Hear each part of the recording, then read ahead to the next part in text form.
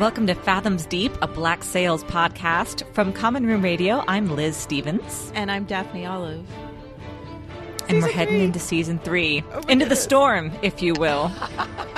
Totally into the storm. It is a stormy season, actually. That's very appropriate.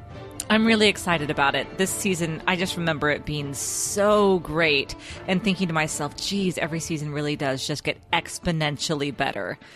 So, and sure enough, this was a great setup. This episode 1 really got this feeling of tension and suspense going right from the beginning. So I'm stoked. Yeah, me too. And I mean, the funny thing is I did just last week binge all of season 3 again because I was getting ready for New York. And so jealous that again. made me just a million times more excited. So I'm super excited.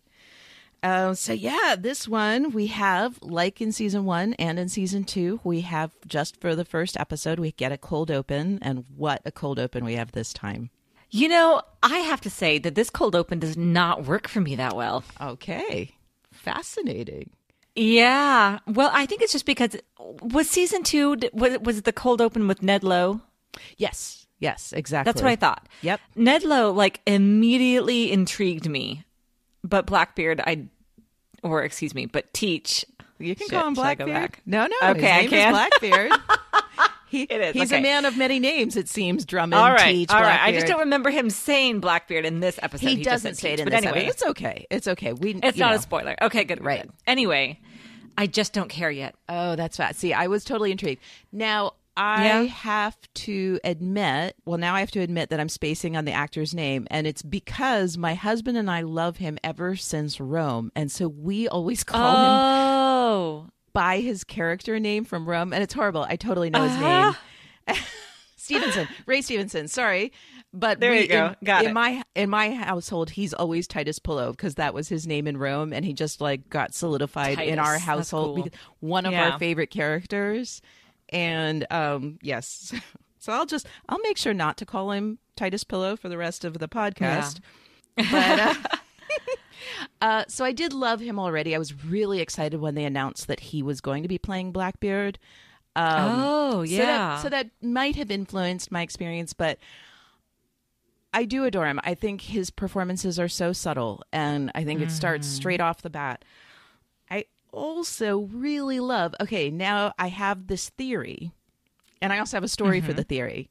So last week when I was in New York Comic Con, again, I can't talk about the 15 minutes of episode 4 that I saw, but I think I'm not breaking any rules to say that after it, I was walking out with Dan Schatz, and I asked him if part of what we saw was going to be a cold open. So I said to him, I love how you all have done a cold open for the first episode of each season. And in fact, I kind of have a theory about how they all relate to each other. And so he said, great, tell me my theory. And I said, nope, you got to listen to the podcast. Oh, my. Well, they had just showed us. Power play Daphne. Well, they had just showed us 15 minutes that ended with everyone going, holy shit. So I was like, it seemed only fair that I'm like, I got to wait for the rest of that episode. You need to wait for mine. Yep. No, he's lovely. And so Dan, this episode or this portion of this episode is dedicated to you.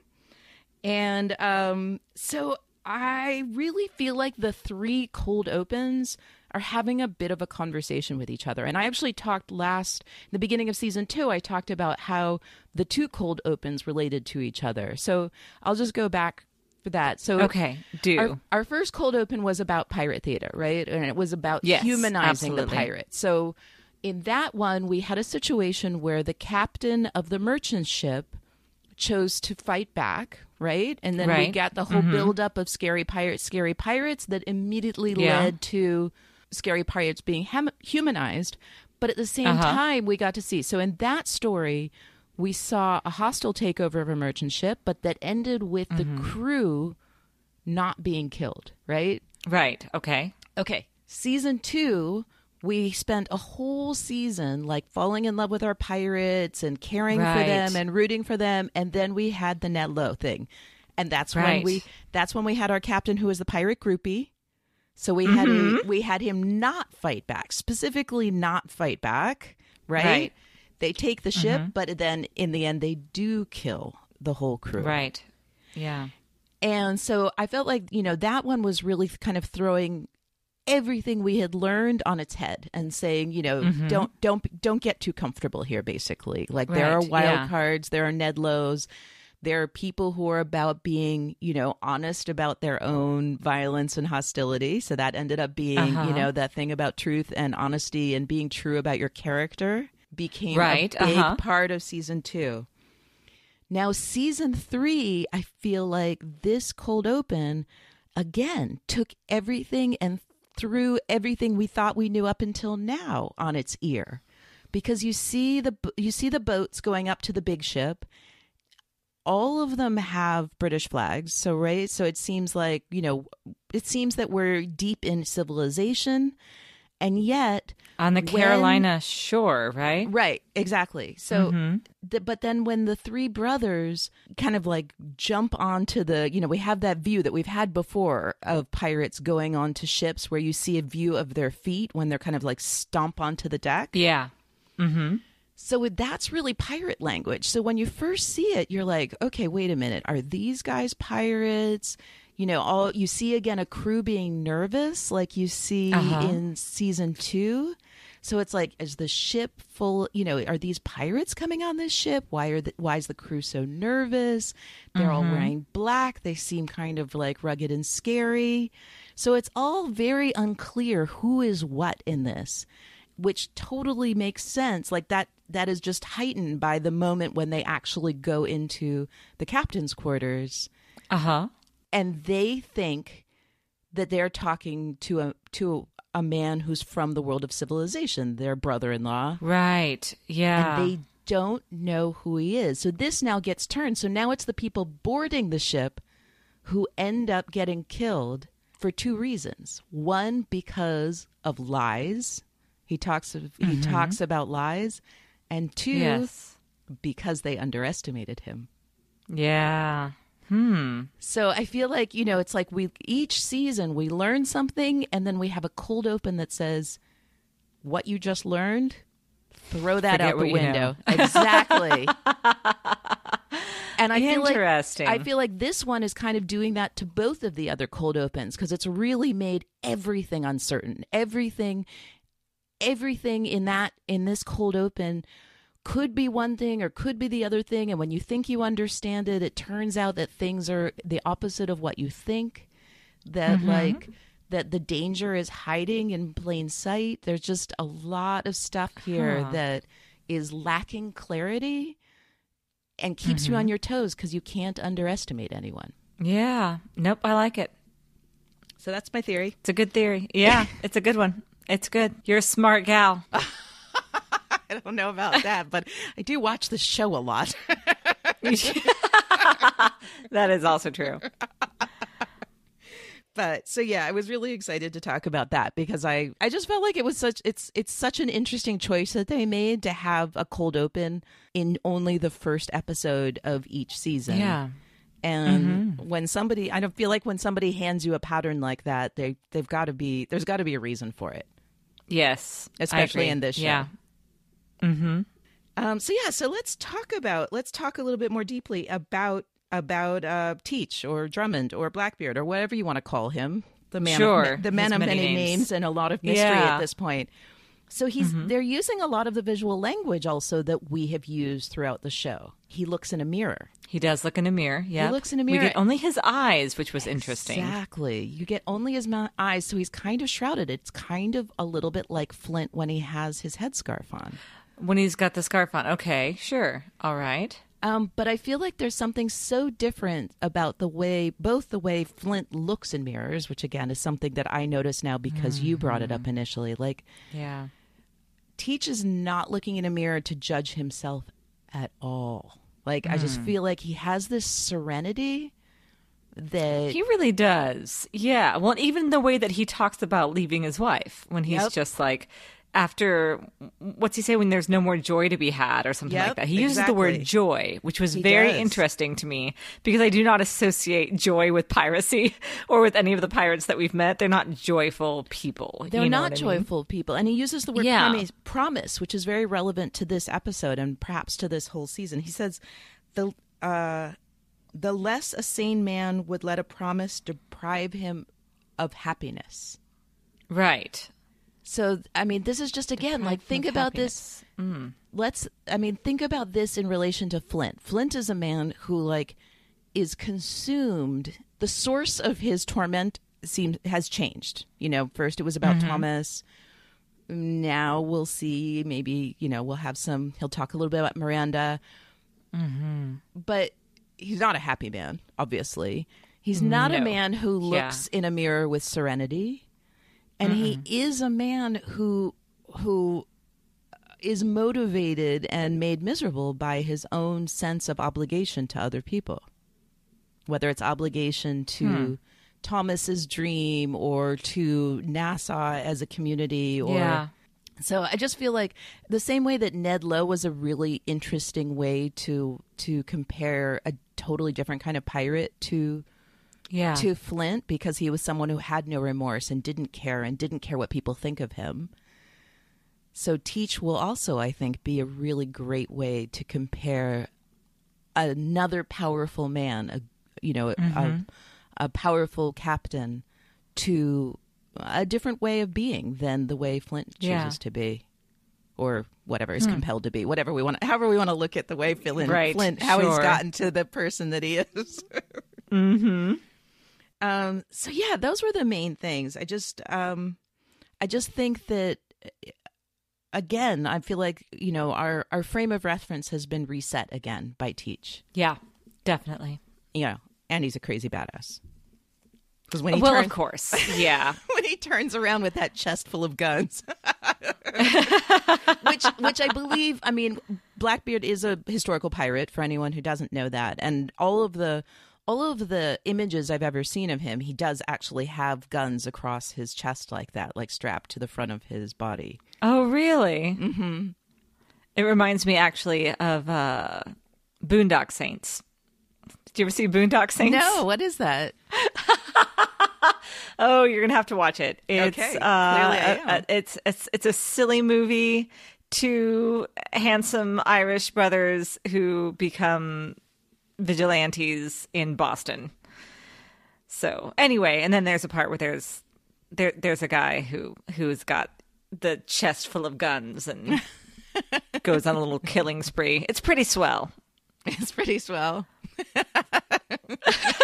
It's where I have one of my favorite quotes from all time, which I use all the time, but it's only good for people who have seen it. So for those of you who have seen Boondock Saints and who are cheering right now as you listen, one of my favorite quotes ever is, "What are we going to need the fucking rope for?"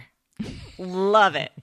Love it. So when you watch it, you'll see. Right, I say that all the time whenever I'm right about something. I'm looking forward to that. Yeah, I've never seen that. That's crazy. I've never even heard of it. Really great. Tons of fun. Some people hate it. Those people are wrong. It's a lot of fun. Yeah, it's sounding like I'm going to like it. Chances are. I think you would.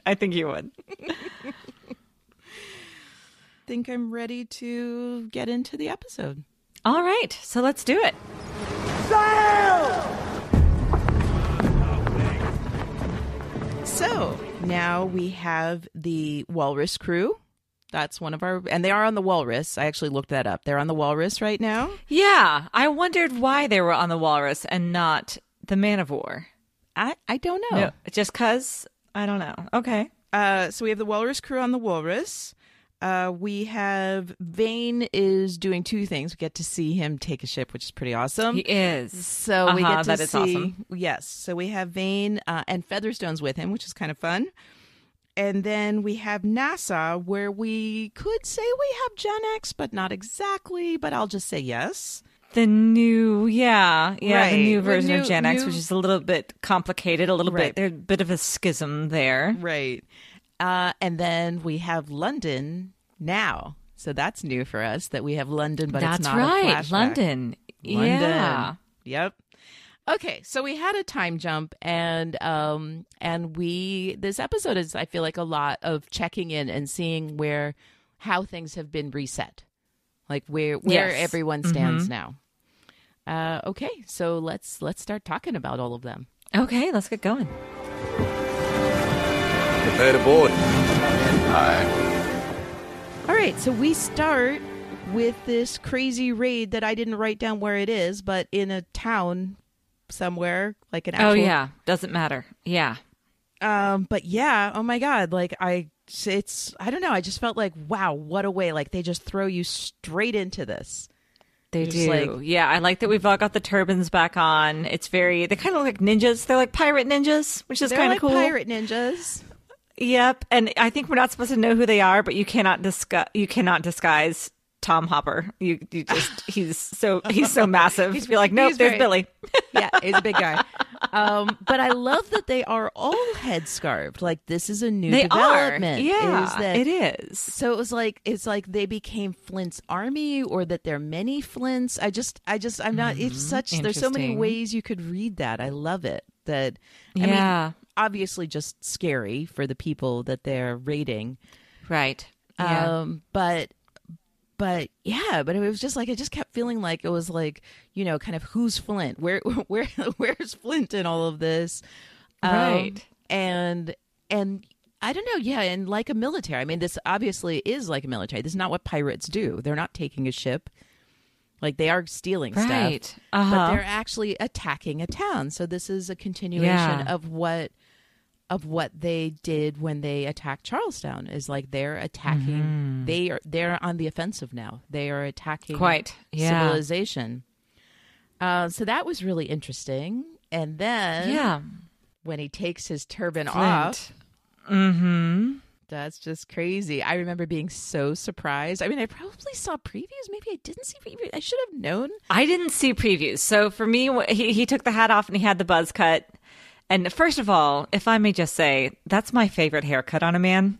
I remember tweeting, I was like, oh, Flint got my favorite haircut. Must be just for me. It was just for you, Liz. Yeah. Absolutely. It was just for me. Thanks, Toby. Appreciate it. So I like it. I don't miss the gnarly ponytail. No, frankly. But what do we feel like it's about? This can't be a random choice. I'm so curious, to hear what you think this is about. Well, I mean, first of all, it's almost cliche that when there's like a breakup or when a relationship ends, that you change your hair. Women do it all the time. Men do it too. Oh, so interesting. Do you know that that's a thing? I guess I didn't know that. Is that not that's a thing. Yeah, definitely. So you get out of a relationship and even we're reading Possession right now. Remember when Maude is talking about how she grew her hair Maude out has for a what's whole his thing name about her hair, right? Yeah, and now Absolutely. she's like hiding it to as she's trying to act like it doesn't remind her of him in this relationship. Right. So that's always this idea of a physical change. By the way, there's actually a connection. Toby Stevens is actually in the movie Possession. No. Well, I'll be damned. Good to know. Yes, he is. Yep. That was the first time I ever was aware of him. But yeah, I mean, I just felt like this was so interesting because, again, I remember how we talked about at the beginning of the show how we thought it was so cool that they kind of just dropped us in the middle of this story. That it felt like the middle of a story, and yes. How you just had to kind of go, okay, I'm catching up really quickly. I just have to figure out what's going on here. Well, and it's the same here. It's like we don't know when they decided to start doing this. We don't know, what their strategy is. But it becomes pretty clear pretty quickly that Flint is out for vengeance, that this is 100% vengeance. And I feel like the interaction with the magistrate makes it so clear because the magistrate says, well, I thought maybe you would spare me because I'm not corrupt. And that's when he shoots him. Yeah, he sure does. Yeah, he thought that you would know the difference. And James McGraw would have known the difference. Exactly. Absolutely. And he would have towed that line. Of the past two seasons would have known the difference. It's true, would have known the difference. Yeah, you are right. Or would have cared. Or would have cared about the difference. I suppose you're right. Would have cared about the difference. Yeah. But it did harken back to that great line from the finale of season 2 when he said, since you're so convinced that I am, that I'm a monster, then I'll be it. Yep. And he certainly has become it. He absolutely has just embraced that. And he says it too. I think to Silver, isn't it, when he's talking and he says, because of our actions, piracy is feared more than it has ever been feared because of what we're doing. So yeah, he absolutely just took on that mantle. Yep. Proper pirate to the extreme. Proper pirate to the extreme. Mm-hmm. It's heartbreaking to see, though. Isn't it? Well, and when he shoots the woman and she falls to the ground, immediately I thought of Miranda. And then when he stares for a little bit, I remember thinking to myself, God, he must see her too. And then they made that awesome artistic choice where we do see her on the ground again. It was really lovely storytelling. Very good. Good work. It is so haunting. It is so haunting. And he's so haunted. Yes, exactly. It just immediately sets up, just what a kind of terrifying place he is in. And not that he's felt like a particularly stable and, Right. Yeah. Well, he's always been kind of a wild card. Yeah. But now he is truly untethered. Now he is. Yep. He's exactly untethered. Truly untethered. Mm-hmm. Yep. So we'll see how that all plays out in this season. That's going to be super interesting. So So then we get back to the ship, and Silver is also very different now. Silver is very different now. Silver is very interesting in this episode. He's become very interesting in the last several. But yeah, this was actually the hardest for me to watch, Silver. Mm-hmm. I have a lot of sympathy for him, but also not a lot of understanding. Mm-hmm. Oh, interesting. All right. Yeah. Well, I just wanted to bring up that we start by seeing the stump before we see the man.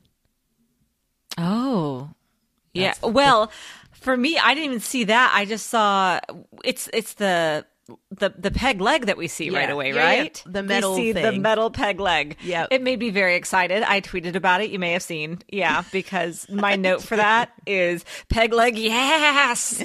I was very excited. I was too. It begins. And and I love that we see that before we see him, because they're just like, it just does so many things at one time. It reminds of his sacrifice. It says, all right, everyone, we're approaching that thing. We're approaching Long John Silver. Yeah, we're almost there now. And also just his demeanor. Like the minute they come on board, he like talks to Flint. He's very authoritative. He does quartermaster stuff. He's like telling everyone what to do. Yes, I wrote down proper quartermaster. That was my note proper about. Quartermaster. I like that.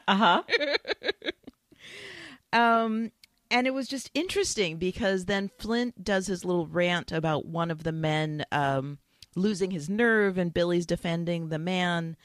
And then when Flint was like, get him off the Vanguard. And that's when Silver turns to Billy and says he's getting worse. And Billy is the one who defends Flint's state of mind and says, well, he just, because Billy's such a great boyfriend. He's entitled to have a mood, he says. I like that. I'm like, you're a great boyfriend, Billy.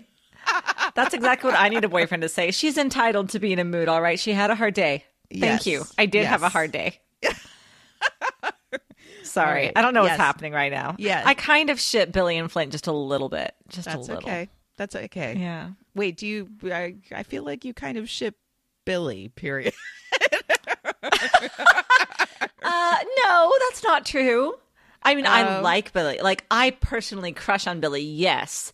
But I also kind of ship Billy Flint, except that obviously it's too late. It's too late for Flint. But in another time, when he had not gone completely dark side. Yeah. Anyway. So Billy, I'm going to stick more to political intrigue than to shipping. Of course you are. You're no fun. I know, I'm no fun. Huh? That's okay. We make a great team because of that. That's all right. You were saying about politics. Do go on, Daphne. Do go on. Now.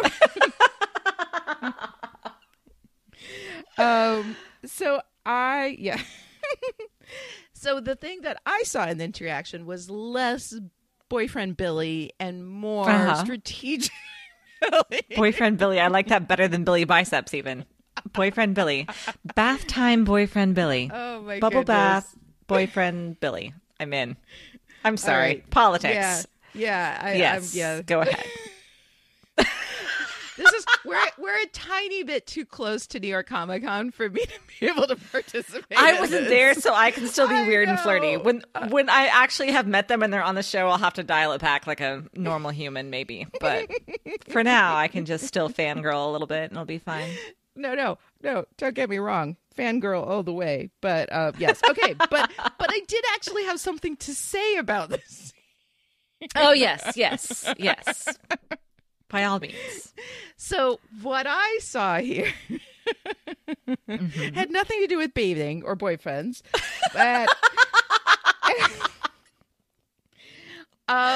was that and this I guess is extrapolating also to the rest of the rest of their interactions about Flint. But what I feel like is happening here is that Billy is looking at Flint as a tool to what he needs for his crew. Like he's seeing Flint as the captain, definitely. Whereas Silver is more concerned with Flint, the man. Also as a captain, but but you know what I mean? Like Billy, I don't feel like Billy really like wants to or is capable at this stage of seeing James Flint's interiority. He really just interacts with him as a tool or an obstacle. Like I feel like throughout he's always been, whereas Silver, we know that Silver's really good at seeing straight through Flint's bullshit to the person underneath. So in a way, like it's almost like they're tag teaming him. I feel like in a way they're like two parents who are kind of like babysitting him. Where one parent, like each one has their own way of managing him. Oh, let him be a kid, John. He's just playing. So I just think that's really interesting. And I mean, I don't feel like it's a spoiler for me to say like this is going to be a really interesting dynamic throughout season 3. Yes. Yeah. Well, what's interesting to me about it is that Billy, you're right, Billy has gotten to the point where Flint is a means to an end. Definitely a means to an end. Yeah, I was going to say almost like a chess piece for him. Like, right. And Silver, definitely, you're right, sees that the complications of the interiority of Flint can compromise him as a leader. So that's what he's worried about. Because again, he just wants what's ultimately best for Silver still now, but he's getting to where he's thinking about the crew. Oh, see, I think Silver's totally thinking about the crew at this point. I really do. I think that Billy and Silver have the same motivation, which is protecting the crew. They just have different ways of looking at and dealing with Flint. That is very true. Yeah. Yes. I think that Silver still has a little bit of a ways to go. But yes, I do think that's true. They just do it so differently. I guess what I'm getting at, though, is that Silver is doing... I need somebody to be babysitting Silver because... I keep thinking to myself, if you don't take care of yourself, there's no way you're going to be able to take care of these men, which is what you say that you're trying to do, right. Which is what you're telling Billy that Flint needs to do better. You're saying it's like there's the plank in his eye, you know what I mean? Right, like you're saying that Flint needs to be more careful, needs to not go out on these raids, needs to not get himself killed because he's so important to the mission. And at the same time, he is not taking care of his leg. He is not... Right.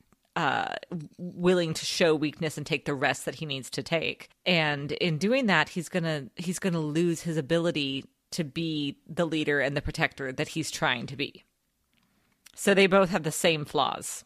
I think there's a lot to that. And maybe what the issue is that Silver still has some ego in this game. So I wanted to bring up, I forgot to look up what it's called. Like it's not called a spyglass. They just call it a glass. Yeah. Yeah. I just called it a glass too, because I know that is one thing. So I'll just call it the glass maybe. So, sure. Okay. So there is a fascinating, like if you track what happens with this glass in all of the interactions, it's really interesting. So Do you mind if I go through that real quick? That was later in my notes, but I just think it's really Sure, go interesting. ahead. And it goes to a larger thing about Flint and Silver. Okay, so when they first see Hornigold's ship, when they first see Hallandale's ship, like that glass goes from person to person. I think it starts with de Groot, and then it goes to Silver, and then it goes to Flint. And so I feel like the glass is signifying some sort of like levels of power. And then there's a really interesting thing. There's that interesting conversation between Flint and Silver where Flint's telling Silver what he should have said to the men to try to convince them not to go look at that ship. And that at that moment, Flint uses the glass at the very end. He says, that's what I would have told my crew. And then he just kind of hands it to him, but like in a really dismissive way. Uh-huh. And then at the end, Flint uses it to, after his speech to go into the storm, he actually, de Groot, being de Groot, being his usual optimistic self, was like, "That's a ship killer," and Flint's That's like, a ship killer, which I liked. Yeah, you're not helping. He takes the glass from de Groot and hands it to Billy, and tells Billy, what the next thing to do is, and basically he's taking the control of the men out of de Groot's hands and putting them into Billy's hands, and so I just feel like. Billy seems to just be willing to give it up, willing to take it or give it up or use the glass, but it's without ego. Like he's just like, this is my job. Yes. I just do what You're I'm right. told. Billy has no ego. At least at this point, he has no ego. At this point. Whereas Silver and Flint, first of all, their relationship is different. Like Flint treats Billy like a person with a certain rank in the boat. On the ship, sorry, not boat. Sure. On the ship. Whereas with Silver, he's actually using it to demean him a little bit. When he when he does the thing where at that point, yeah. Right. Sure. So they have a very different, Flint and Billy have a very different relationship that's more kind of like a workman. I think that Billy has really earned Flint's trust. And Silver still hasn't quite. Silver has earned the trust of the crew, but he has not actually earned Flint's trust. That is totally true.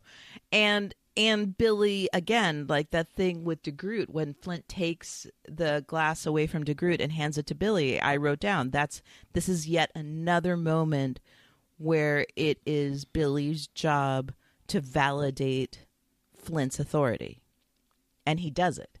And he completely just says, okay, you're handing me this glass. You're telling me what to do. I'm going to go watch Hornigold's ship, and I'm going to tell everyone when they need to turn. And so it's real. That whole dynamic is really interesting. And I want to get more into the Flint Silver part. But actually, I wanted to quickly, after our raid scene with the Walrus crew, we actually switched to Vane. And I know I don't usually do this where I switch back and forth.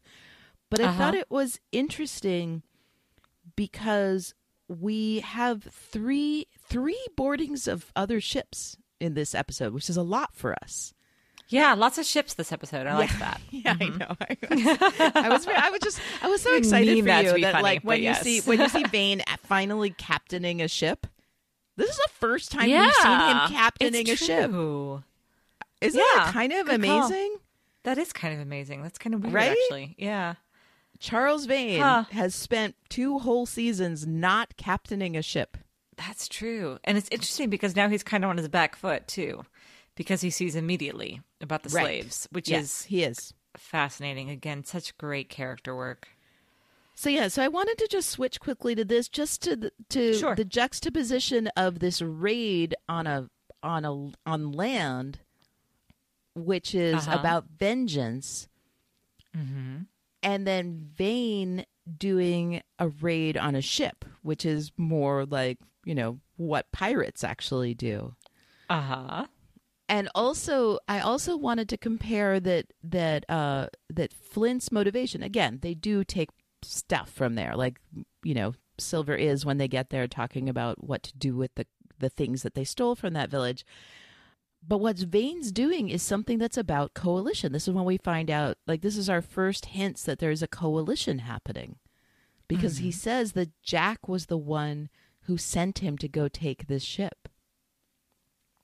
So we don't know yet. Like, this is our first hint of this larger coalition that happened. That I love that also. Like, it's that same thing. Like, they just give us bits of information while they're going along. They don't say, hey, there was this coalition that happened between Vane and Flint and Rack. Yeah. Like, we learn that as we're going along. And I just thought that was really interesting. There were so many things that were different about this. Like, that Flint has this vague, it's not vague, but like, he's like on this mission of vengeance that I think one could say perhaps is an overreaction. I mean, it's horrible. I'm still heartbroken over Miranda myself, but it's just so interesting that he's gone down that road. Whereas Vane is doing something that is going to turn out to be so distasteful to him. Yeah. But he's the one who's doing it for the greater good.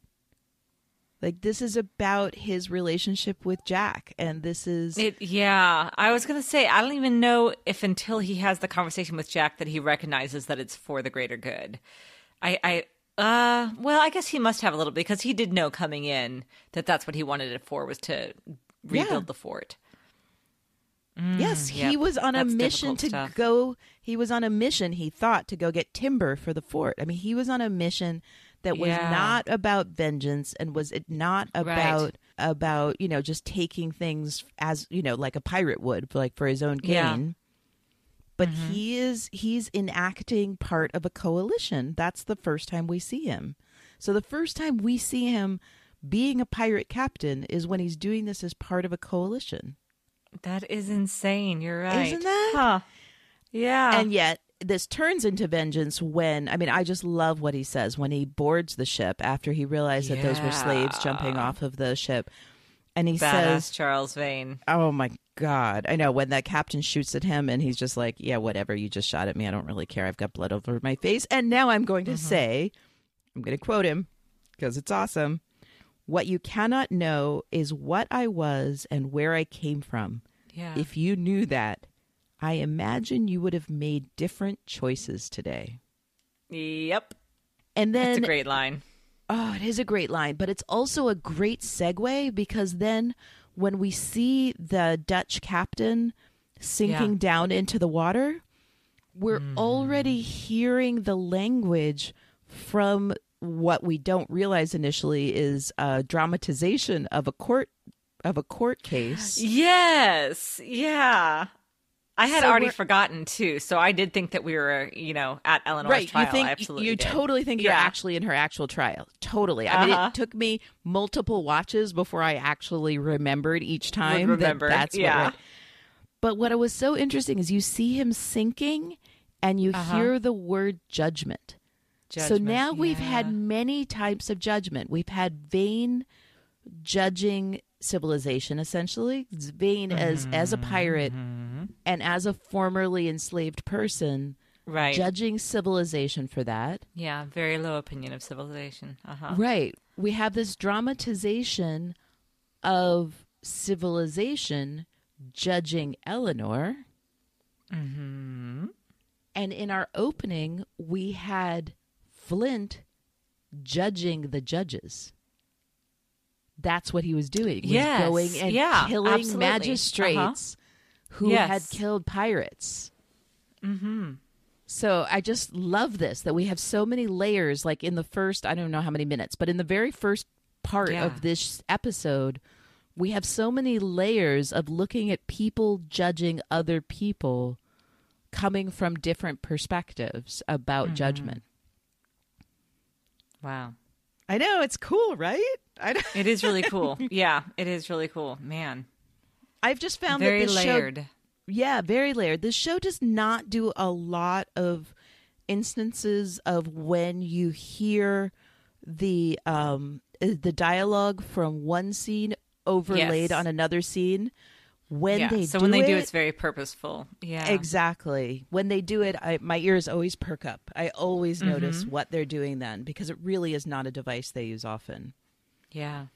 So I just love that. So I think this is also a theme that we should keep an eye on this season. Is that, the last season, I guess, ended up being about metamorphosis. I think if you really had to pick one word, it really was about people becoming something.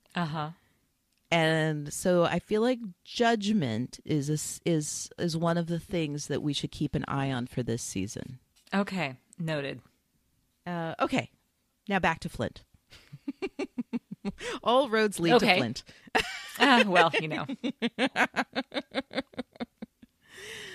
So I know we talked a little bit about this in vague terms, but I love this scene where Silver walks into Flint's cabin when Flint's sleeping.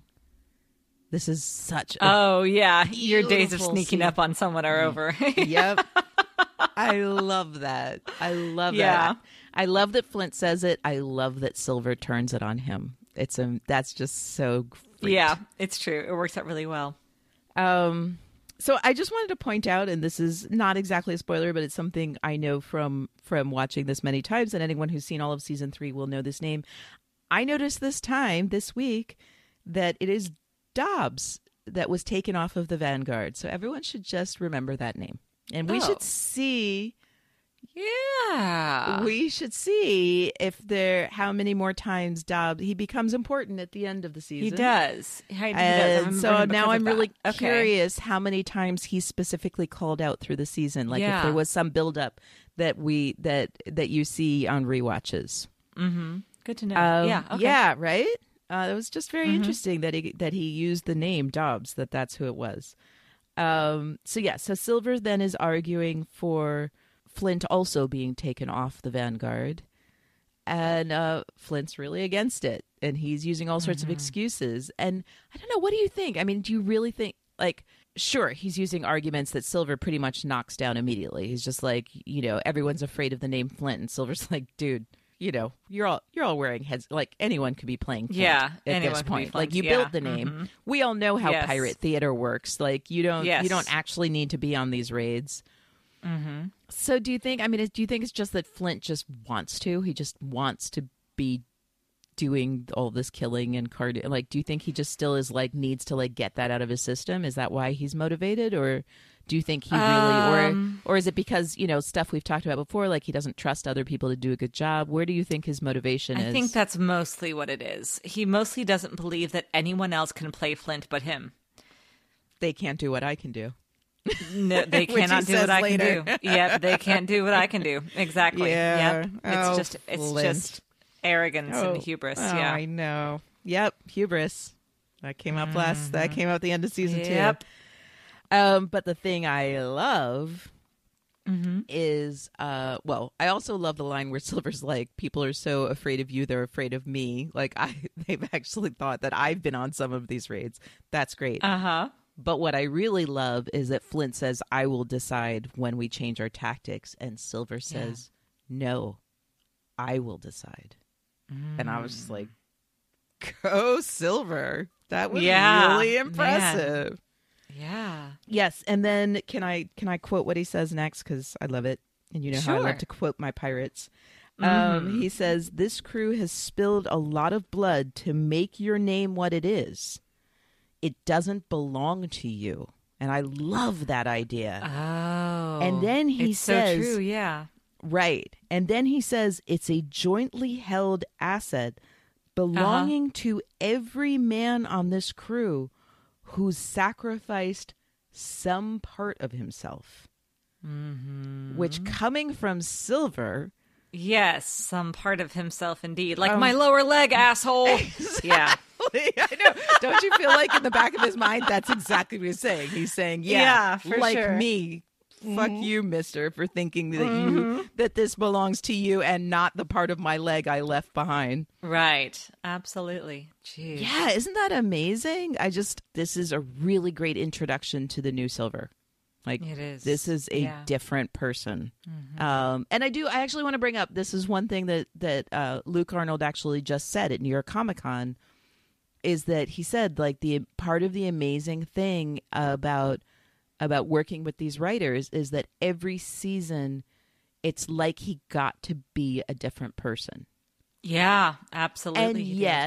And yet, all of those people are one person. I mean, that's the thing I've marveled at about his arc is like, it's so shocking and yet completely believable as this one person going through these insane changes. It's amazing. So, yeah, the contrast of season 3 Silver with season 1 Silver is really extraordinary. I know. I love that's one of my favorite games. I might have said this on the podcast before. This is one of my favorite games with people who I probably did it to you. Is like when someone binges all 3 seasons, I love to just send them a picture of Silver on the first day, just like a screenshot or a GIF or something, a Silver on the first day, because it's so you know if you binge the show, you're just kind of like Silver's changing and you integrate. And you kind of remember that he's changed a lot, but seeing him on that first day again after you've gone through this whole process with him, all clean shaven and curly haired and pretty boy, exactly, it's so beautifully shocking to see that Silver again. It really is. I love it. And we're not even, we're just at the beginning of season 3. So he's got some stuff to go through this season. Wow, is that like an evil laugh? That's horrible. You're fine. It's good. I like what Silver goes through, even though it's not all easy. Yeah, no, I'm looking forward to it. I remember some really great moments. Yeah. Oh my goodness. No, it's such a great season. Okay, so then he starts looking inside of Flint's brain, as Silver does. And he says, I understand this is very personal after the loss of Mrs. Barlow. And then Flint gets really mad. He does, yeah. Well, I like the other thing that he says, actually, and I didn't write it down, so I couldn't say specifically, but when he says, and I understand that it's going to have like repercussions that not even you can see, basically. Oh, that's true. Which is I didn't so write down true. that part. Totally true. Yeah, I think that's the part that actually really got Flint, because Flint refuses to see himself as out of control. Yes. And I think that's because he knows he's out of control. Yeah, no, absolutely. Yeah. You're totally right. And as we know, again, Silver proved last season that he sees straight through all of Flint's bullshit. Yeah, he sure does. And I love that. I love that so much. So that's when he says stop, and he says, you've wormed your way into the heads of the men. Yeah. But in my head, you're not welcome. You're not welcome. Again. Which is nice. Remember that welcome word. Yeah. That's true. Doesn't mean he's not going to go there. Yeah. It's such a powerful scene. It really is. And we get to see I just feel like we already in this first episode see so many facets of their relationship where they're like, sometimes they're working together. Sometimes this is very confrontational. I was like, wow, this is now 2 times in a row that we've seen the 2 of them in a room together where we're like, thank God Silver survived this. And yet he totally stands up to him. He's pretty impressive.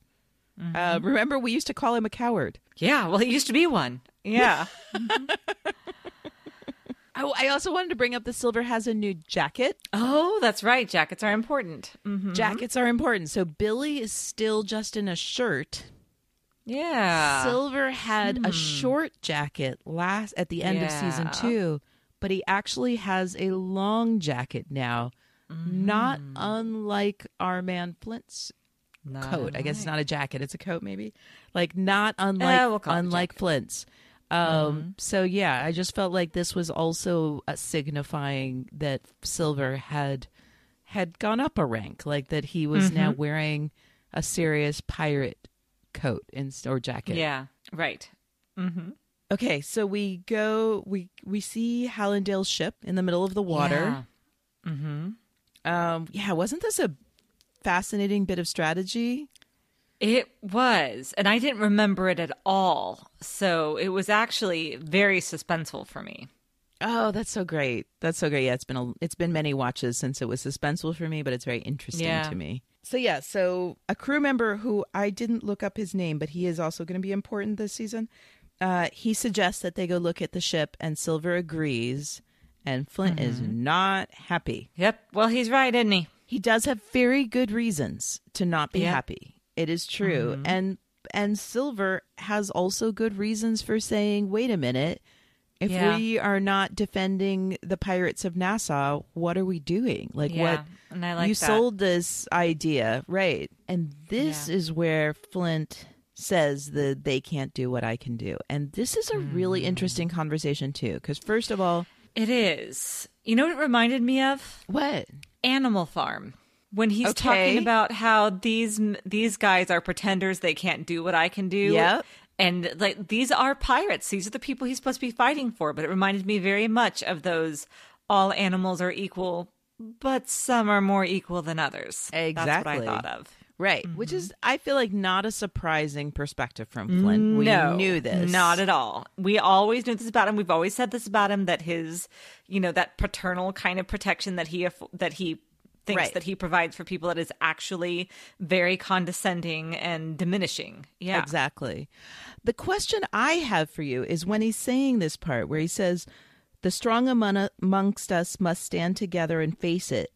But the fools and the pretenders, they were never truly among us to begin with. He's saying this to Silver. Is he talking about Silver? So far, every time Flint has stopped saying I and started saying we or us, it's purely tactical. I'm saying, is he calling Silver a pretender? Oh. That's my question that makes for more you. sense. Okay. Rather I'm than not saying is he okay. calling Silver part of we. I'm saying the opposite. Yeah. Is he actually pretenders. saying, he's saying like, I don't you're not know. legit? Because, I mean, think about it. Not so long ago, Silver wasn't that legit. Silver's not a It's proper true. pirate. Silver... And Yeah, Flint I would has- still say that it was tactical then, not so much that he's accusing Silver of that, or even that he thinks it of Silver, but that he wants Silver to see that as a challenge. Right. I mean, that's all he's done. Yeah. The whole episode, all he does is try to put Silver in his place. Yeah, yep, Like, I think you're right. Even, when they're boarding Hallandale's ship and Silver starts saying, Sweep the hold before the captain goes over. Yeah. and he barely even manages to get that out before Flint's already Yep. going over. Already going over there. Yeah. Such a bastard. I was I so know. mad at I him. literally then. said, I was like, damn it, Flint, what's the matter with you? Again, everything's strategic. This is why I we think- can't have nice things. Yeah. Because of Flint. I think that Flint, and maybe because he knows he's vulnerable to Silver, and maybe because he doesn't respect Silver, but I think it's more because he understands his vulnerability to Silver already. Because again, it was in the middle of season 2 that Silver said the "how awful it must be to be you" line. That's I think right. Flint- Yeah. I you think care what they Flint- think, don't they? Exactly. I think that ever since then, Jeez. Flint has resented Silver for being able to look into his soul. Yeah. And Silver just did it. Silver just did it right Yep. before this interaction. So yes, I do think whether Flint believes Silver is a pretender or not, he might. Yeah. I mean, because the whole worm your way into the crew's minds thing is also of the same vein. Like, he sure. might think that, he might still say, like, look, you're just a fucking con man. You're not actually a pirate. And you've conned my crew into accepting you. Yeah. And so, yeah, I'm sure that Flint, there's some maybe large part of Flint that totally resents that. And maybe part of it's because Flint feels like, why don't they appreciate me? Like, they love this guy? I'm the one who's, like, done all this stuff for them. Yeah. Interesting. Yeah. Because he does want to be loved and revered. He does. But he feels that he can't earn it and doesn't deserve it, but still wants it. Yep. It is terrible. It must I be know. awful being you. It must be Silver's awful completely being right. you, Flint. Still. Must be even more awful now, honestly. Even more Yeah. awful being you. Yep. Yes. Okay, so then we get on to Hallandale's ship, and how horrible. What a horrible thing that they chained him to his desk and gave him only seawater to drink. Really horrible. Yeah. Right? Really horrible. Well, and I couldn't remember, again, I didn't remember exactly what had happened in this when I watched it. So it was, at first when they boarded the ship, I was thinking like some plague kind of or something awful that they disease. suggested. Yeah, right. yeah, that they. Yeah, I was thinking smallpox or something. Yeah. So, and then seeing him there, I still just couldn't quite remember. And then that "we all die alone." Is that what it was? That he wrote over and over again. Yep. Very creepy. It was just sinister. The whole thing was unsettling, is what it was. Yeah. Well, and it's also, I mean, I think this is something, I don't know what I want to say about it exactly, but we have to remember this is a captain. This is a captain in a world where crews vote in their captains. Like this is, captains are vulnerable. This was I just felt like this was a very stark example, a horrifying example of how captains are vulnerable to their crews, not just in power over their crews, that they are vulnerable to them. Totally haunting. So horrible. And so then, right, they realize what's going on. Hornigold's ship comes up. Hornigold, before they know it's Hornigold, Billy's explaining to Silver how tactically they have no way of escape. Yeah. And then Silver does that thing that I'm fascinated when Silver does, where he has the man who said he doesn't believe in Flint, not so many episodes ago. Yep. When Billy says, okay, they've got us, there's nothing we can do, he says, bullshit. That man has an answer for everything. Yeah, you're right. He totally does believe in Flint. He absolutely does. He totally believes in Flint. Yep. He might not like it, but he does. No, I'm sure he doesn't like it a bit, but he definitely does. And that's also something that I'm going to continue to bring up this season. We're gonna track Silver's belief in Flint as part of their relationship. I mean, again, this show in large part has always been about Flint and Silver, whether that was obvious or not. But this is the season that's about Flint and Silver. And, yes, absolutely. And from what I understand from what they've talked about season 4 is that's, this is continuing to be an important thing. And that's obvious because of Treasure Island. Anyone who's read Treasure Island knows this. The unfolding of the dynamic is just so rich and glorious. I love it so much.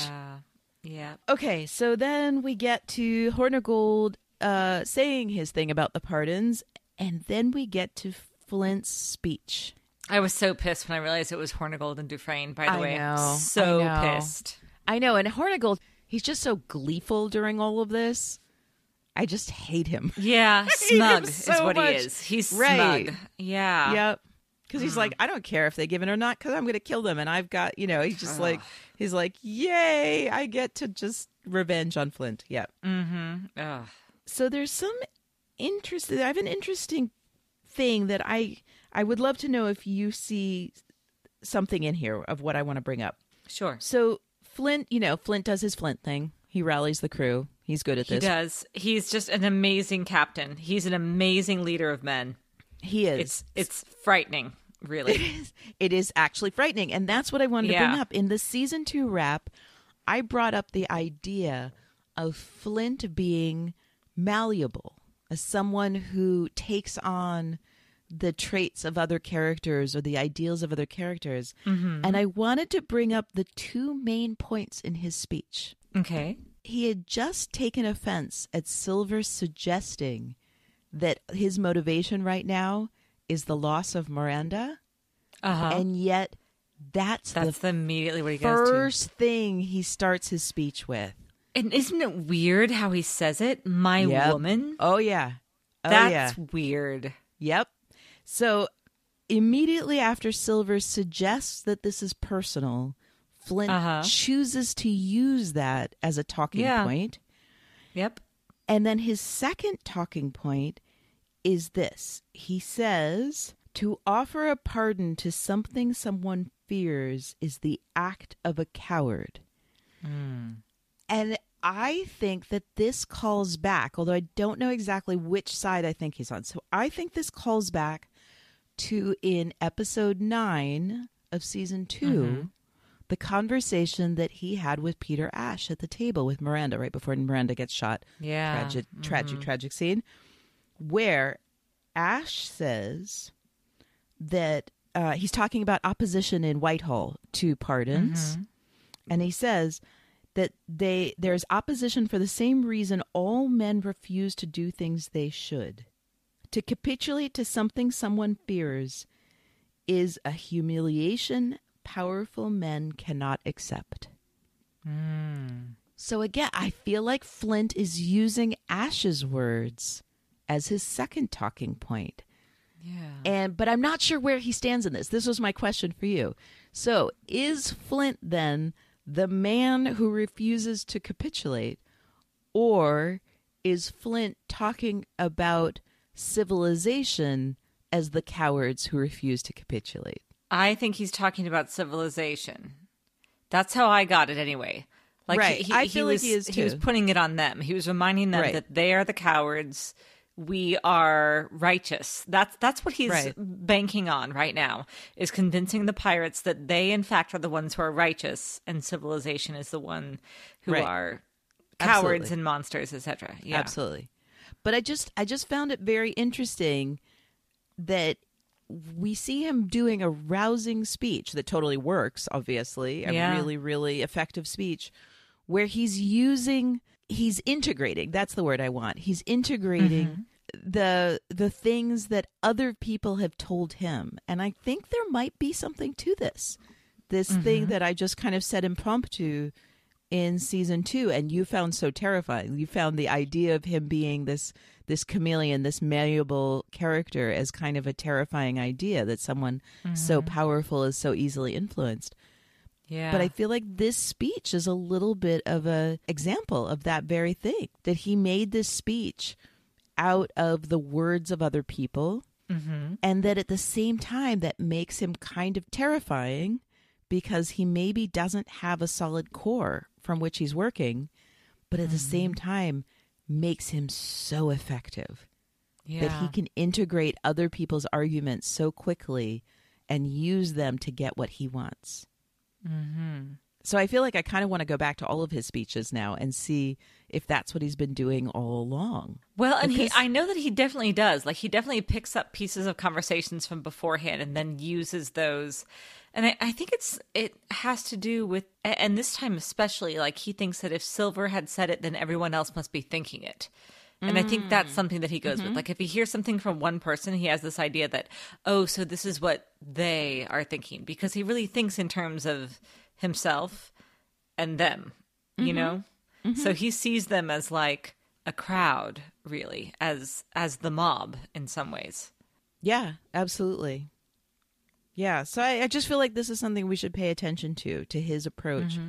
And like, again, this goes to this question that, you know, we had the flashbacks, but I feel like this is a never-ending question of who is James Flint? Who is James Flint? Like, I feel like we've seen him wear the ideology of different people, and we saw his backstory, and yet, do we know who he is? I don't feel like we do. I don't feel like he does. Right, exactly. Yeah. I mean, maybe the only person at this stage who even has an inkling of who he is Silver. At this stage, yeah. So yeah, I just feel like even though it feels like they answered it, right? One, he's a moving target because now he's like a totally different version than he was before. We had the two sides of him that we still never 100% decided how those were in relation to each other and whether they integrated or not. He just continues to be an enigma. It's so fascinating. And, you know, if anything, I feel like everything he does makes the question deeper. Nothing ever answers it. It just gets more and more of a question, no matter what we see him do. It's so interesting. I love it. I mean, it's one of my favorite things. I just love it so much. I'll always love, you know, a puzzle, and he, you know, Flint may be the biggest puzzle I've ever been confronted with in a television show. Yeah. The last part of our Walrus crew interactions is after the rousing speech and the decision to go towards this ship killer of a storm. Yeah. Billy and Silver have a conversation where Billy says this can't be it. Like, this is, Hume told him that he worked so hard just to get those 10 pardons. Yeah. And yet Hornigold is now offering an undefined 80? amount of them. Right. Yeah. And that's where he says there's something bigger involved here. And he says there's someone for whom the rules do not apply. Yeah. And so this is where I loved the cold open with Blackbeard, because I feel like that could describe Blackbeard as well. And yet immediately after he says that and he says something else is coming, that's when we're introduced to Woodes Rogers. Yep. Who I like immediately. I know, say. Right? Yeah, it's because, he comes out, he's reading the notes from the trial, whatever they call that. I love that. Yeah. And he's so smug. But somehow, like, one totally... day at a time. Right. But when he says that, I liked that. Yeah. He says, I liked that. And I know. it's endearing. I can't help it. It's endearing. I enjoyed that, is what he said. I enjoyed that. Yes, that's what he said. I enjoyed that. Mm-hmm. He's really fascinating straight off. Like, he is right from the get-go. And we have the sandwiching, and we have him in the middle, but we start with Blackbeard and we end with Woodes Rogers with Eleanor. But yeah, he is fascinating, and he's definitely putting on a performance for Eleanor. He's putting on a performance for Eleanor, and yet he has, and I'm going to have to give this to the actor, he has a sort of sincerity that is not often found with our Black Sails characters. Like, even in the moment, you can tell that he's, he's playing her in a way. Like, absolutely he is. Yeah. But he's also sincere. He did enjoy that. Like, he absolutely was impressed by that. You believe everything he said. Like, it was true. He chose his words carefully. Yep. And but he meant them. And I just liked him from the beginning. I do. I like him from the beginning as well. And also this, again, I feel like the thing that he has in common with Blackbeard is this poise and calmness. Well, this who kind of groundedness, you know what I mean? Like, know, that he just like is who he is, and he seems to really know who he is, which is interesting to say right after we talked about Flint. Like, both of those characters seem to be really clear on who they are, what their purpose is. They're just a lack of conflict. But he reminds me actually of Thomas Hamilton. Oh, well, that's going to be significant. Okay, I love that you said that. That's so fascinating. Well, because he has this this vision for Nassau, and he's going to be its first governor, which is something that they wanted for Hamilton. Yep. And he does have a similar idea. The first thing he asks for is, who can we get on our side and who's going to be against us? I mean, I think that he is also an idealist and a visionary, and he has a sincerity about him. Yeah. Well, that's an interesting comparison. And in a few episodes, we'll get to talk about how they're different as well. But yes, that is super interesting that you brought that up. I don't remember very much again. Okay. Well, I look forward to the continuing conversation of the similarities and differences between Woodes Rogers and Thomas Hamilton. I do want to note that Woodes Rogers is a historic character. Oh, great! Yes, he is. I didn't know that. Or if I did, I forgot it. I probably did. So I won't go into that because that could, I guess, end up being historical spoiler territory. I don't know. Quite possibly. Let's not go into that. He is a part of this history. Okay. So anyone who knows about that knows about it. Anyone who chooses to look up what that means, go ahead. Anyone who would like to stay not in the know about what that means for our story, then just don't look him up on Wikipedia. Okay. I won't. All right, so let's move on now to Nassau. Okay. First of all, I love the Eleanor farce theater thing. And the personification of death in that play is fucking gorgeous. It's amazing. Right? So cool. The theater nerd in me completely geeked out. Yeah. And when Max is like, this is what they need. I was like, it is though. Like, this is, because it's not only, like, it's funny, obviously. His being Eleanor, it was funny. Like, the guy totally playing Eleanor was the funny. falsetto was hilarious. There's no question. It's hilarious. It's just funny. Yes. But again, like the character of Death descending the stairs Terrifying, right? was gorgeous. Like Yeah. it was high art. Yeah. And the fact that even the lowest of the classes, like, you know, you think of the Shakespeare, you know, in the Right. Globe Theater. Right. And how it's just the common folk, you know, but everybody is moved by and can understand theater. And I loved that. I liked it a lot. Right. I mean, that goes to the whole idea that storytelling is a universal human thing. Is Like, a this universal human language. Absolutely it is. Yep. Yeah. And it can, like this show, like the show Black Sails, it can be experienced on many different levels. Yeah. Yeah, that was my moment of making a parallel between Shakespeare and Black Sails, and I stand by it. Yeah. Shakespeare and Black Sails they're not far off. Yeah. New favorite dress, Max. Oh my God. Oh, yeah. Max looks absolutely regal. Yeah. Yes. Well, And then she says, in another time, another place, they would have called me queen. One of my favorite Max lines. One of my all-time It's favorite so Max good. lines. But I just wanted to bring up immediately, like, and this echoes what she said in the end of season 2. Think about it. She's saying to Scott, sorry. I mean, I guess she's saying sorry, not sorry about her little sorry, play. not sorry is what she's saying. Yeah. And I'm on her side with that too. Right. Oh yeah.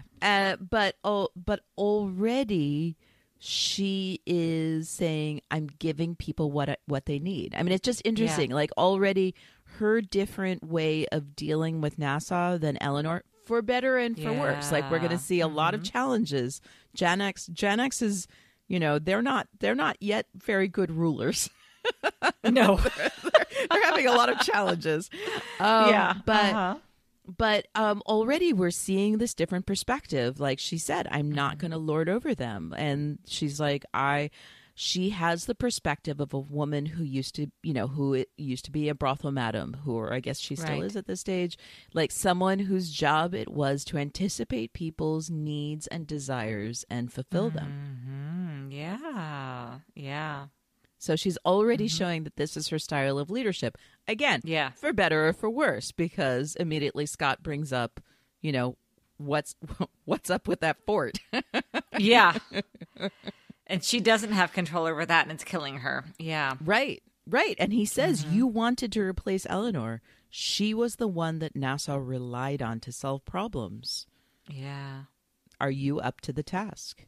So she gets Anne to go and talk to Jack. Yeah. Yep.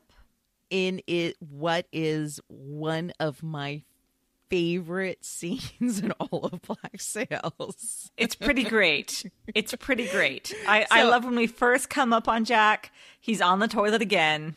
Oh, Jack. But what a different toilet situation. So different, right? The cellist outside the door. I know. He has a candelabra in there. He has a candelabra in his toilet. It's He's ridiculous. reading the newspaper in such a leisurely way with his candelabra and his cellist. Yep. I know. Part of me's just like, Jack, I'm so happy for you. Yeah, for sure. And then we have a series of, you know, just like a handful of my favorite lines ever.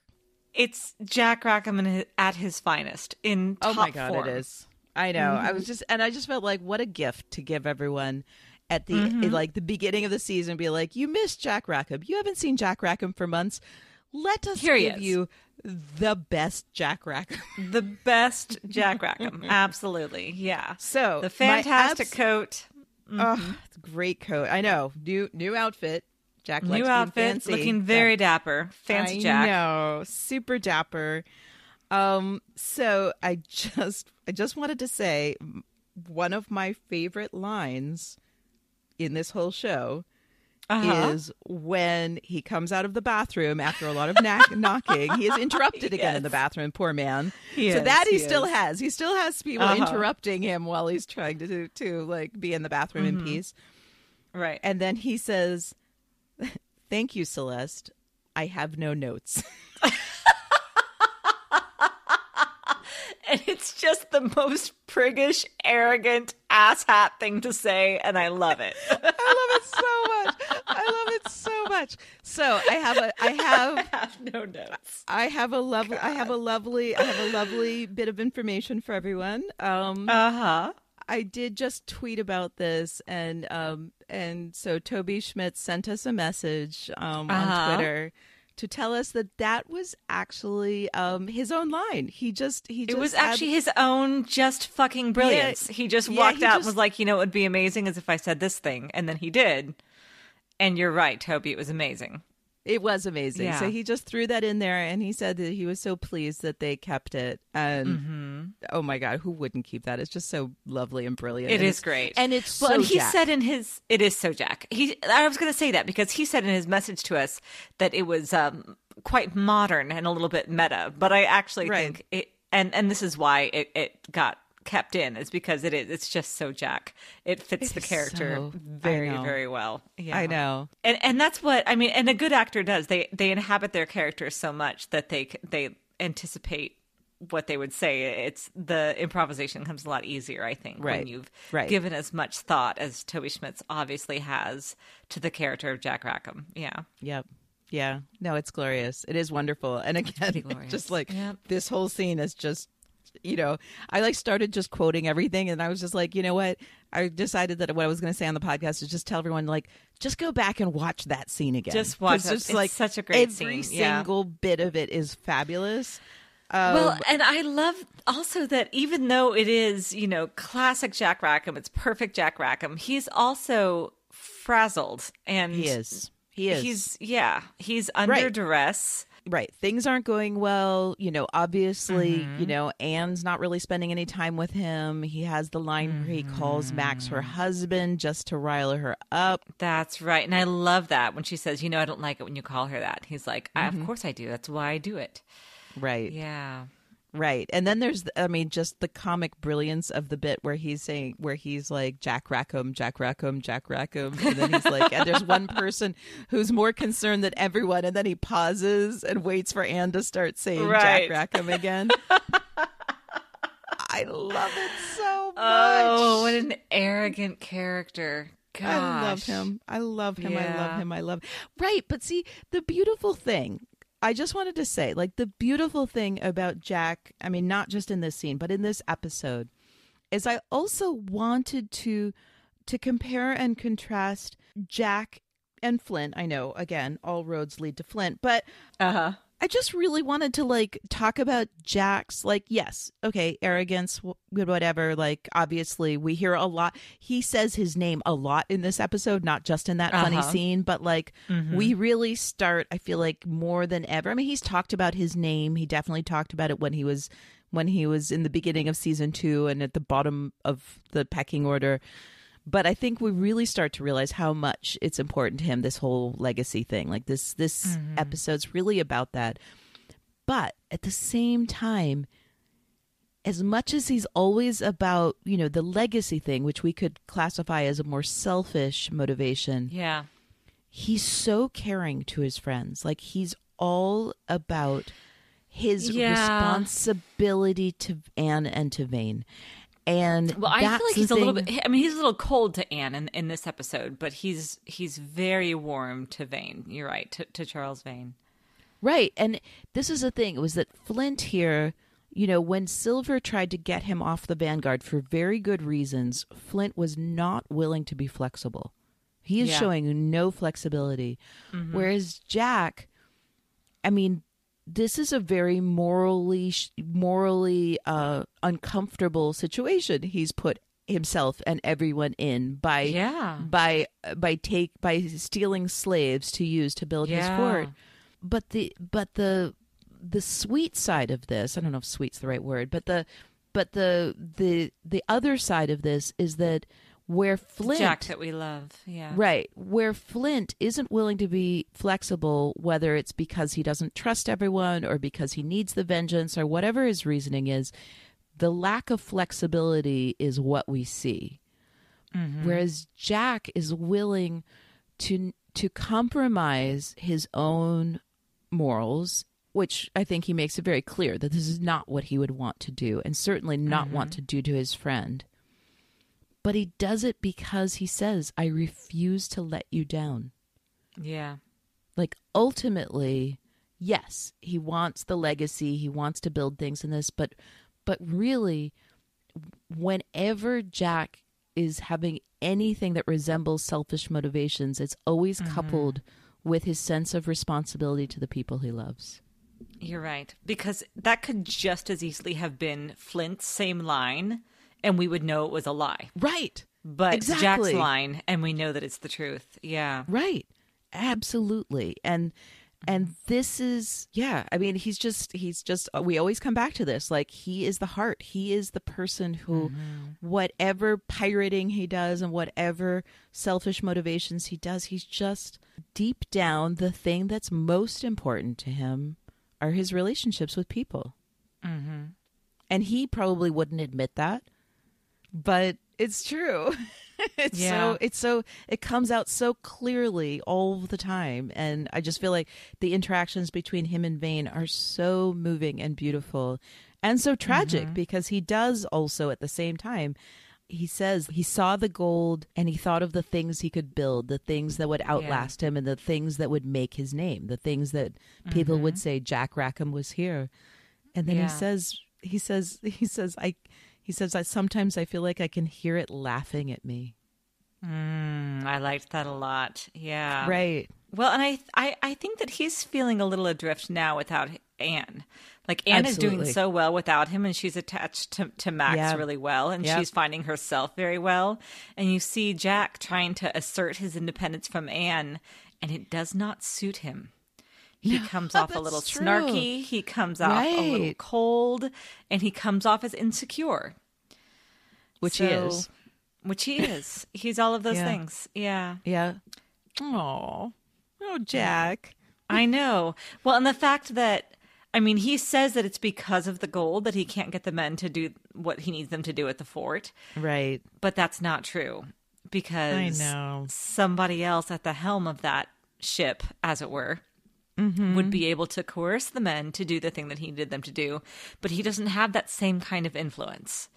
Oh, and that's so true. True. He depended on Anne and Charles. He absolutely depended on them to see his value and to carry out his orders, so to speak.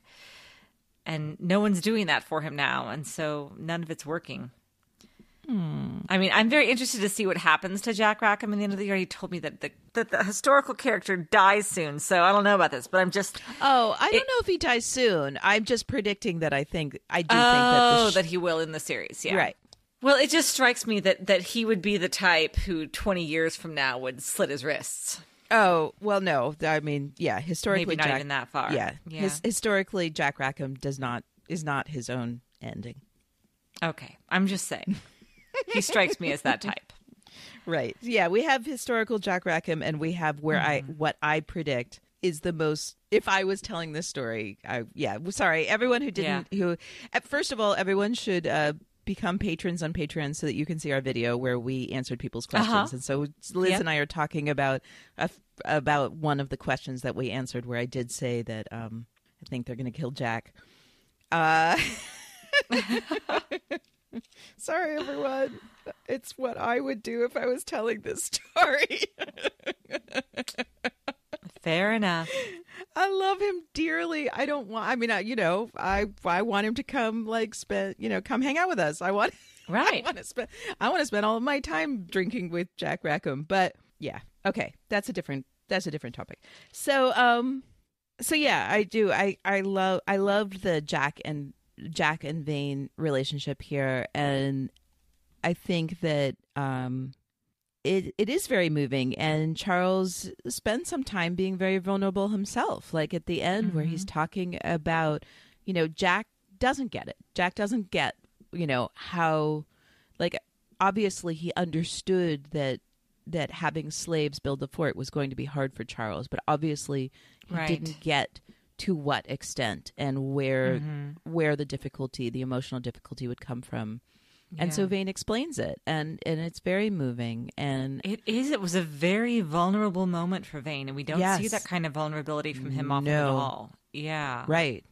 It's interesting that with Jack he could do that. I mean, we saw him in season 1 with Jack more, but their relationship was very different. I mean, it's just interesting. And we know that Vane, I mean, Vane is very different. We know that, Chaz has gone through some changes. And we do find out, again, they don't tell us the story of this. And boy, would have loved to have been in that room when Flint comes and is angry with Jack. I mean, angry, that's probably an understatement. When Flint comes attacks Jack about the gold, and Vane, Jack says, when you stood up for me, like, damn, that would have been interesting to see that room and see how the 3 of these captains ended up in a coalition when one of them essentially stole the other one's gold. Yeah, quite. And then Vane, of all people, ends up being the one that, like, is the level-headed one that the only one here behaving myself. He was very likely the only one behaving himself. Oh, I love that. Yeah. So I love that this led to, this rekindling of this friendship between Vane and Rackham, and perhaps made it a deeper and more tender relationship than it had ever been. Mm-hmm. And I feel like that's what we're seeing. And that totally works for me after what they've been through in the past whatever amount of time since the last time we saw them. All right, let's talk about Max and Anne. So we have the scene that you had said the one line where she said that, in a different time, in a different place, they would have called me a queen. So I think it is interesting that Max has made the choice to continue living in the brothel. And Anne brings it up. She had a literal shifting sand speech, which was pretty nice. She did. That's what I wanted to bring up. So she said the part about of having or would have been called a queen, and then she says, "But this is all built on things I can't control and built on sand." And then she said, when civilization, again, she just used a lot of her words. It was like she knew our list of words and she just used them all. She said, "When civilization returns, they'll call me the whore who lost everything." And that this room reminds her that nothing has really changed. So the thing I wanted to bring up, since she used the word civilization, was again going back to this idea of Nassau as a utopia where people can live outside of the shame of civilization and define themselves and build for themselves a life that is more, according to their true selves, not according to the world that is prescribed for them. Like in civilization, she would be just the whore who loses everything. But in this world, she's the person who can control everything. She's the person that everyone comes to when they need something or fear something. Yeah. And so I just really loved that. It's like she's in a liminal state where she's kind of existing in both of those realities at the same time, because she, of all people, she's the person most aware of shifting sands. Yes. So in a way, she is both of those things at once. And I also wanted to talk about how she and Jack looked at they both describe what the gold meant for them. For Jack, it meant something he could build, a way to make his name permanent. And for Max, it was a way out. It was a way to make sure everyone leaves her alone, which is almost the opposite. Not for, did I say for Anne? For Max. For Max, it is the opposite. So I just thought that was really interesting. Like, they have been partners, and that worked out really well for them. But now we're seeing how different their motivations are, right? And this is why Max is so concerned. And she is very concerned because she wants her ticket. She wants her thing. And she's very aware that civilization will come back.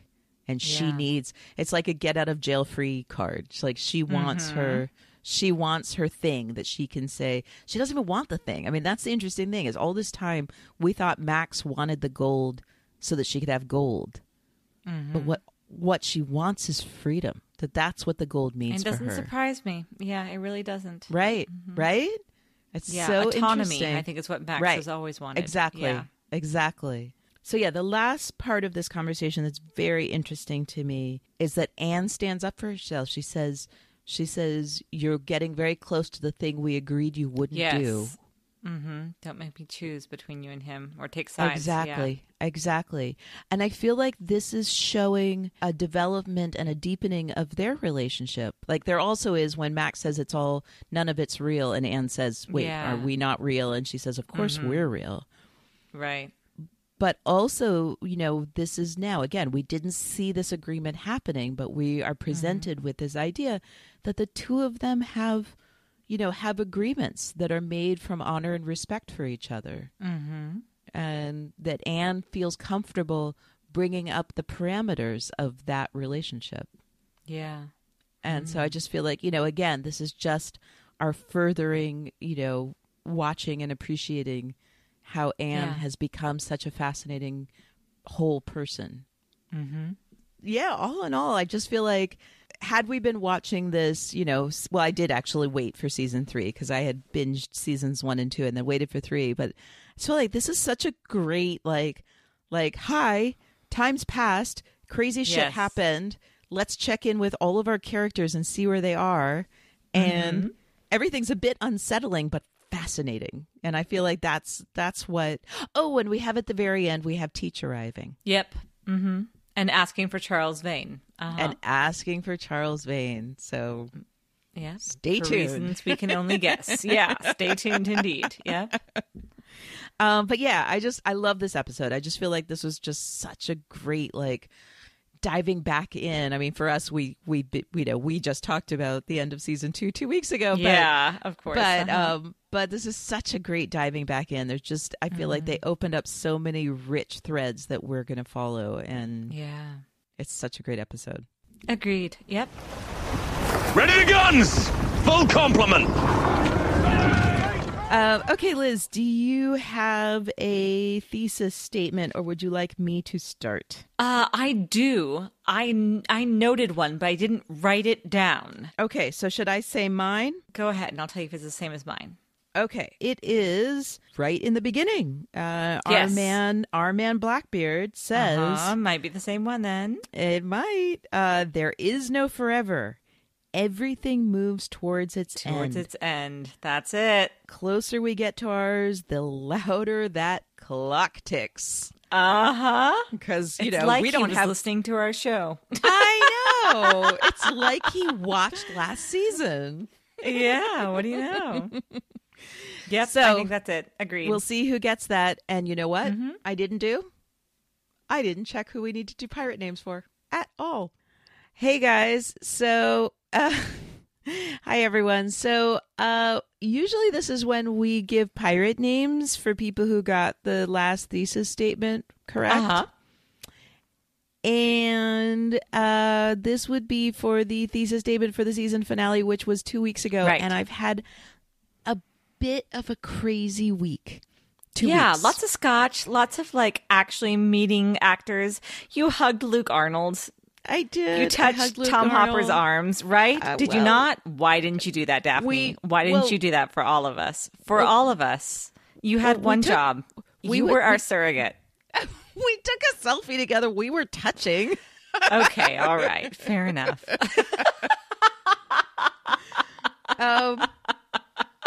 So, all of this is to say that somehow I lost the note on my phone that said who got the thesis statement right for the season finale. I'm so sorry, everyone. So, the thesis statement that we agreed on was that it's easy to get used to a state of affairs and forget that everything is a transition. Is that, or everything's temporary? That's right. We had agreed on that. If that was the thing that you got also, please just retweet your original tweet to us and we will give you a pirate name next week.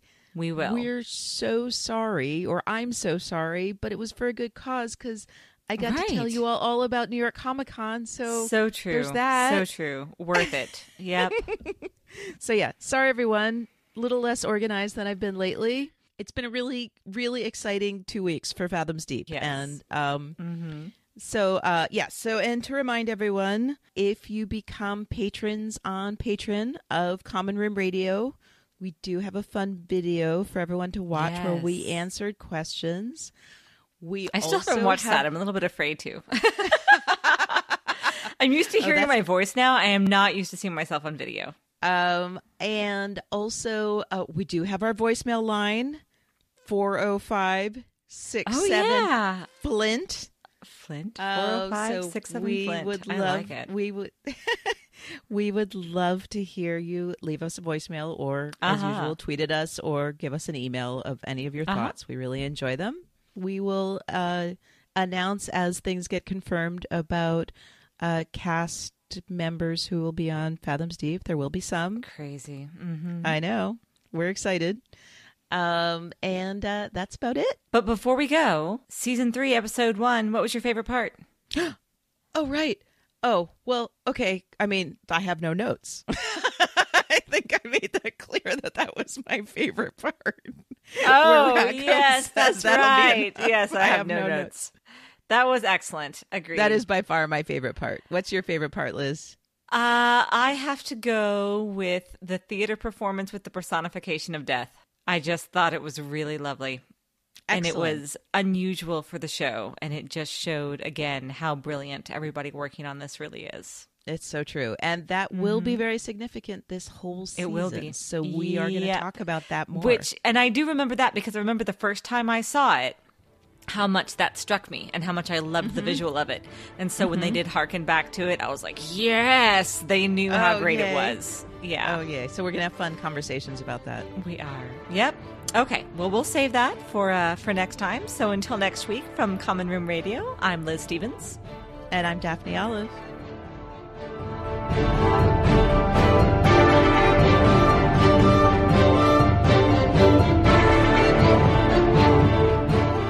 Fathoms Deep is a Common Room Radio production. For more information and access to other programs, please visit us at commonroomradio.com. To show your support, pledges of as little as $1 a month can be made to patreon.com/commonroomradio. Join the conversation by using the hashtag #Fathoms Deep and follow us on Twitter at BlackSalesCast. We ask that you keep your tweets respectful and positive, and please avoid spoilers. If you have more to say, we want to hear it in all its spoiler glory. Email us at podcast@commonroomradio.com with Fathoms Deep in the subject line. Thanks for listening.